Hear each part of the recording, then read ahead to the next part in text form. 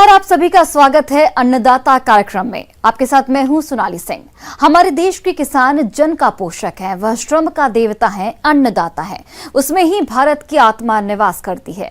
ऐसे ही किसानों की प्रगति के लिए हम खेती बाड़ी से जुड़ी हुई बहुत सी नई लाभकारी जानकारियां हर रोज सुबह लेकर आते हैं। तो चलिए कार्यक्रम शुरू करने से पहले देखते हैं क्या है आज के अन्नदाता में। बीजोपचार अधिक उत्पादन के लिए सफल तकनीक।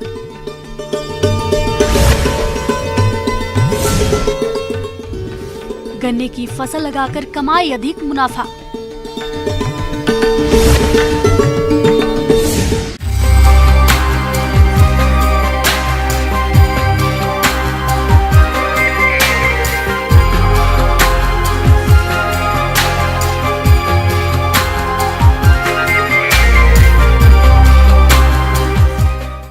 किसी भी फसल के उत्पादन के लिए बीज एक महंगा आदान होता है। फसल उत्पादन की कुल लागत का लगभग 20 से 30% भाग अकेले बीज पर ही खर्च हो जाता है। ऐसे में स्वस्थ फसल प्राप्त करने के लिए हमें बीजों को बीमारियों से दूर रखना चाहिए। इसके लिए सबसे सस्ता और अच्छा उपाय है बीज उपचार, जिसके लिए हमें फसलों को बोने से पहले बीजों को उपचारित करना होता है। तो किसान कैसे करे बीज उपचार, इस बारे में बता रहे हैं कृषि अनुसंधान केंद्र जालोर के डॉक्टर रतन लाल शर्मा।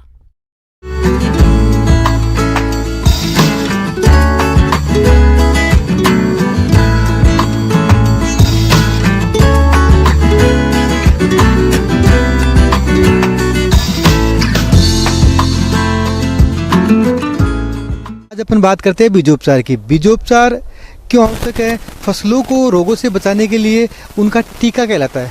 रबी का मौसम है तो रबी के मौसम के लिए आपका गेहूं है, चना है, जो आपका जौ है, इसके साथ आपका सरसों है, इन सब फसलों के लिए बीजोपचार बहुत ही ज़रूरी होता है। और बीजोपचार एक सही तरीके से और सही मात्रा में करना जरूरी होता है। स्वस्थ और उच्च गुणवत्ता की फसल प्राप्त करने के लिए बुआई से पहले बीज को उपचारित करना बहुत जरूरी है। बीज उपचारित करने से अंकुरण में आसानी होती है। इसके साथ फसल में होने वाले कई रोग और कीटों के प्रकोप की संभावना भी बहुत कम हो जाती है और स्वस्थ फसल से पैदावार अधिक मिलती है।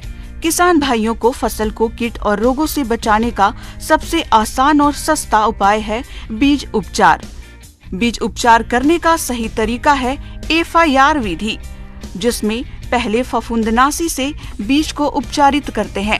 इसके बाद कीटनाशी से और अंत में कल्चर से बीज को उपचारित करके बुआई करते हैं।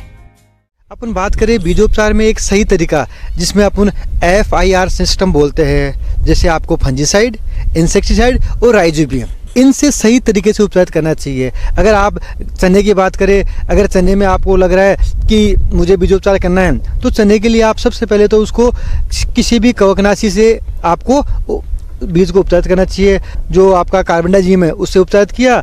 और फिर अगर आपको जिन क्षेत्रों में दीमक की समस्या आती है तो दीमक की समस्या के लिए आप लोग उसमें क्लोरोपाइरिपोस है आपका, या फिप्रोनिल है, उससे आप उपचारित करने के बाद फिर उसको राइजोबियम से उपचारित करना चाहिए। राइजोबियम क्या एक लाभदायक जीवाणु होता है, जो जितनी भी दलहनी फसलें हैं उन दलहनी फसलों के लिए आवश्यक होता है। ये क्या करता है, उन दलहनी फसलों में गांठें बनाता है, और ये गांठें क्या करती है, वातावरण से नाइट्रोजन का स्थिरीकरण करती है, जिससे फसल में नाइट्रोजन की मात्रा कम डालनी पड़ती है। तो इस प्रकार एक बीजोपचार का सही तरीका होता है, जिसे अपन बोलते हैं FIR सिस्टम, कि आपको किसान को सबसे पहले फंजीसाइड से बीज उपचारित करना है, उसके बाद इंसेक्टिसाइड से और उसके बाद राइजोबियम से। इस प्रकार अगर आपने शुरू में ही बीजोपचार करके फसल की सुरक्षा कर ली है, तो अपनी जो जितने भी आप पेस्टिसाइड है उस पेस्टिसाइड का यूज़ जो खर्चा है वो खर्चा कम कर सकते हो। अब बात करें अपन गेहूँ की। गेहूँ में बीजों को मैनकोजेब या कार्बेंडाजिम, इनसे आपको 2 से 3 ग्राम पर किलोग्राम बीज की मात्रा के अनुसार आपको इसको उपचारित करना चाहिए। इसके साथ जो आपका गेहूं है, गेहूं में अनावर्त कंड के लिए आपको कार्बोक्सिन, अनावर्त कंड, और जो आपका रोली रोग है उसके लिए आपको कार्बोक्सिन से बीजों को उपचारित करना चाहिए। चने की बात करें, चने में जैसे आपका उकठा रोग है जिसे अपन विल्ट बोलते हैं, इसके साथ आपका जड़ गलन रोग है, ये मुख्य रोग है। तो इन रोगों से बचाने के लिए आपको कार्बेंडाजिम और मैनकोजेब इन दोनों में से भी आपको उपचारित करना चाहिए। इसके साथ जो जितने भी मर्दाजनित रोग है उनके लिए आपको ट्राइकोडर्मा लाभदायक फफूंद है, उस फफूंद से 10 ग्राम प्रति किलो बीज की दर से बीजों को उपचारित करना चाहिए। इससे क्या होगा कि जो आपका ये बायोजेंट का काम करता है, तो इससे क्या होगा आपको ये आपके ईजीओ में आपका तैयार हो जाता है। तो इससे क्या होगा आपकी जो इकोनॉमिक कॉस्ट है वो कॉस्ट क्या होगी, कम हो जाएगी।